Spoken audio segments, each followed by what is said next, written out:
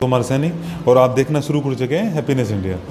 आज happiness India में हम बात करेंगे कुछ अलग विषयों को आपके सामने दिखाना शुरू कर चुके हैं। आपको बता भी, आपके जितने भी हमारे दर्शक हैं, जो देखने वाले पूरे समाज और पूरे भारतवर्ष के समक्ष आज फिर से बताना चाहेंगे कि अब हम भी आप सभी के सामने क्योंकि बहुत ज़्यादा विषय बढ़ता जा रहा है और सबसे बड़ी समस्या यही है कि भाई इसको कैसे दूर किया जाए, जो पॉलिटिकल प्रॉब्लम्स हैं उसको कैसे दूर किया जाए और कैसे इन चीज़ों को आप समाजवासी और भारतवासी इस चीज़ से सामना करें, क्योंकि बहुत ज़्यादा परेशान किया जा रहा है आप सभी को। आपको एक ऐसे बवंडर में डाला जा रहा है जो कि आप नहीं चाहते हो, फिर भी आप फंसते जा रहे हो।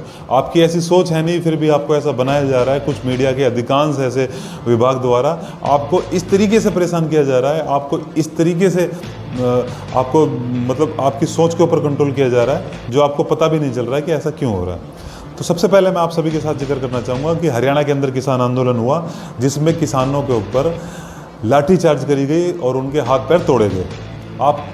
अगर आप हरियाणा से बाहर से हैं तो आपको पता भी नहीं होगा, और हरियाणा वाले भी हैं तो बहुत सारी चीज़ आप लोगों को पता भी नहीं होगा कि ऐसा हुआ है, क्योंकि उसका एक कारण है।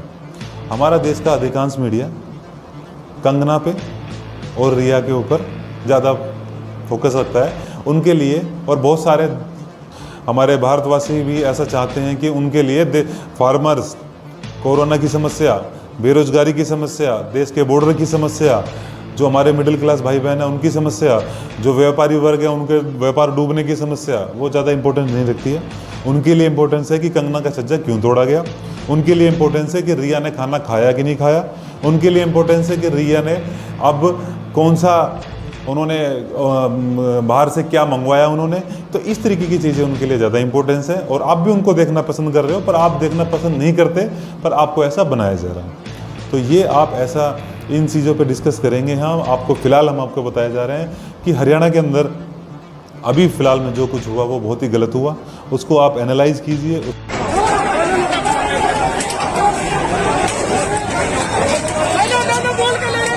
उसको समझिए कि ऐसा क्यों हो रहा है, क्यों इस तरीके से जो एक्चुअल आवाज़ है हज़ारों करोड़ों लोगों की, किसानों की, वो तो दिखाई नहीं जाती, बताई नहीं जाती, और जो ज़रूरत नहीं है जिसको बताने की, जिसको दिखाने की, जिसको समझाने की, उसको दिखाया जा रहा है। कंगना वाले विवाद में भी हिंदू मुसलमान अब बनाया जा रहा है, क्योंकि यही आज आप देश के अंदर टॉपिक रह गया है कि किसी भी चीज़ को हिंदू मुसलमान बनाया जाए, जातिवाद बनाया जाए। किसी भी समस्या को बेरोजगारी की समस्या से, किसी भी समस्या को हमारी इंटरनल हमारे व्यापार की समस्या से नहीं जोड़ा जा रहा है, सिर्फ और सिर्फ इस समस्या से जोड़ा जा रहा है कि भाई हिंदू मुसलमान उसको कैसे बनाया जाए। तो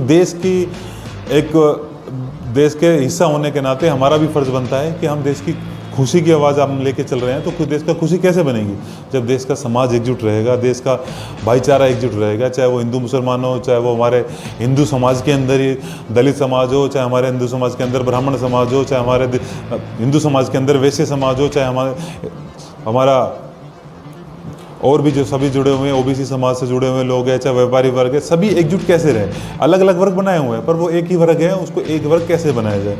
तो आप सभी एकजुट होके अपनी आवाज़ को, अपने विचारों को व्यक्त कीजिए, अपने आपके दिमाग को खोलिए कि आपको क्या दिखाया जा रहा है, क्या समझाया जा रहा है ना। अब आपको ऐसे लोगों से मिलवाएंगे हम जो अपनी एक अलग पहचान रखते हैं और विचार रखते हैं, वो क्या समझते हैं इन चीज़ों के बारे में वो भी बताएंगे।